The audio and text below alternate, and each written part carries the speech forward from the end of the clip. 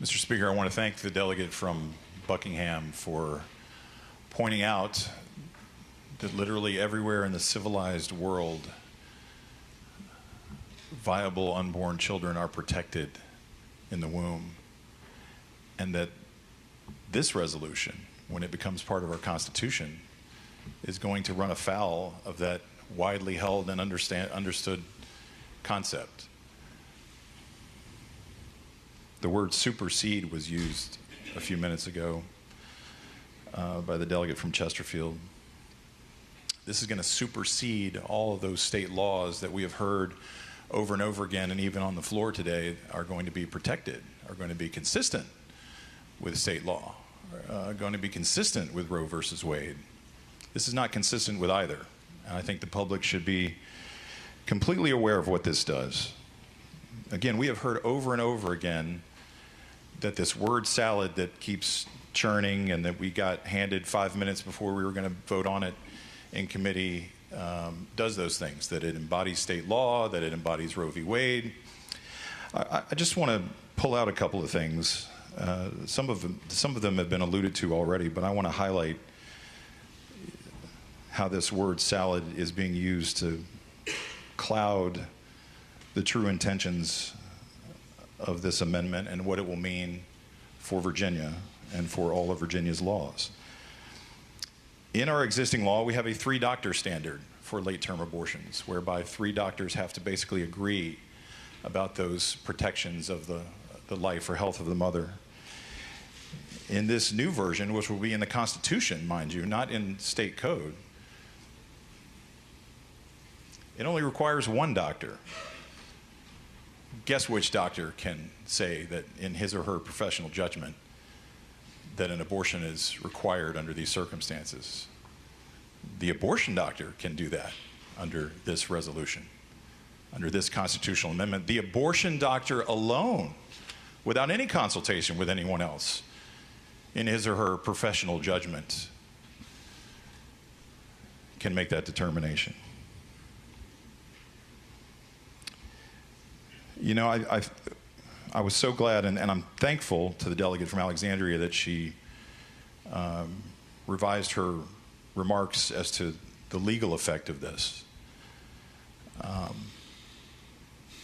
as to parental consent and parental involvement in a very serious life decision and medical procedure, right? Parents are involved in every other medical procedure, but not this one. That will not be the effect of this. You are creating, my colleagues are creating, Mr. Speaker, by passage of this amendment, a fundamental right for any person. Minor child is not exempted from this. You could have exempted minor children from this, Mr. Speaker. Our colleagues could have done that, but they chose not to. So this is not consistent with code language in that it will completely override all code language the minute it becomes a part of our state constitution.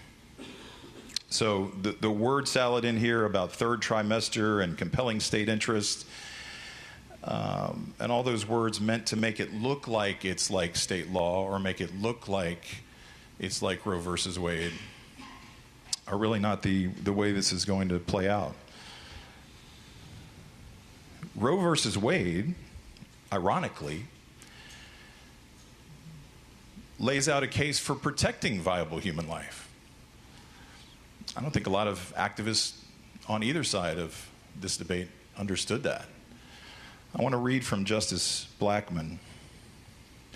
With respect to the state's important and legitimate interest in potential life, the compelling point is at viability.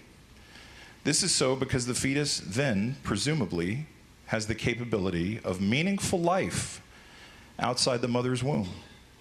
State regulation protective of fetal life after viability thus has both logical and biological justifications. If the state is interested in protecting fetal life after viability, it may go so far as to prescribe abortion during that period, except when it is necessary to preserve the life or health of the mother. Again, We are told that this is essentially just an embodiment of Roe. But what this does is take the compelling state interest language, which in Roe is about the unborn child, and turn it on its head and make that compelling state interest only referring to the individual seeking care, with no regard whatsoever to that viable unborn human life. So this doesn't embody state law in the least. It doesn't embody Roe versus Wade in the least. In fact, it goes well beyond all of that to become arguably the most extreme abortion measure in the nation and possibly in the civilized world. We used to, I think I even heard it uttered today, that abortion is between a woman and her doctor. The haste with which this was constructed, the word salad that had to be constructed to check a bunch of boxes to make sure this sounded a certain way, or that it sounded like existing state law, or it sounded like Roe versus Wade. This amendment, Mr. Speaker, doesn't even respect that this is necessarily between a woman and her doctor, because nobody can define what a woman is anymore. So now it's the individual. Now it's the individual. This could have easily said woman. It doesn't. I don't know what the unintended consequences of drafting decisions like that mean for this. When other considerations come into play, when posturing comes into play, when having to check a certain box about not using the word woman anymore comes into play, I don't know what the legal ramifications are of that, Mr. Speaker. A few years ago, I'll just end with this, and I know you'll be glad when I do. I was privy to a moment of unbridled honesty in the General Assembly, whereby a colleague of ours had a piece of legislation, just a bill, that was going to do these same things. It was going to create the unfettered right to an abortion up until birth, which is what this does. And my colleague admitted as much. And as much political hay as we made out of that at the time, Mr. Speaker, I've never lost sight of the fact that this moment of honesty happened, right? And we don't do a lot of that around here all the time, either side. And I don't think we're going to get that level of intellectual honesty on the floor today.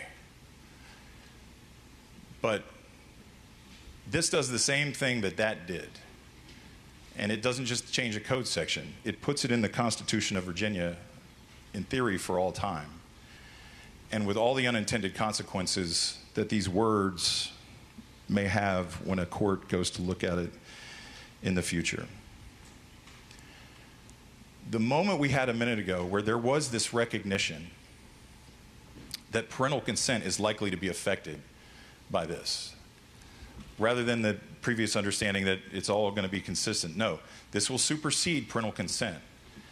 The tacit agreement with that notion should at least give us pause that maybe this is not ready, and that pushing ahead with it is not in the best interest of Virginia. It may be in somebody's interest to have this go through like it is. Mr. Speaker, years ago, or last year, we had a moment. A lot of my colleagues didn't agree with it, where I think we recognized where Virginia was, that Republicans recognized where Virginia was on this issue, that they did not want to ban abortion, and they did not want to have an unfettered right to an abortion up until birth. And so we tried to find a measured response to that. You may remember the governor had a 15-week proposal that he proposed that even went beyond, as the delegate from Buckingham said, and went beyond progressive France at 12 weeks. And again, not everybody was happy with that, because this is not an issue that you can parse for some people, and I understand that. But we at least tried to find a way forward that was consistent with where we thought Virginians were. This is not that. This goes every bit in the other direction. It is wrong-headed, and it is wrong for Virginia. Thank you, Mr. Speaker.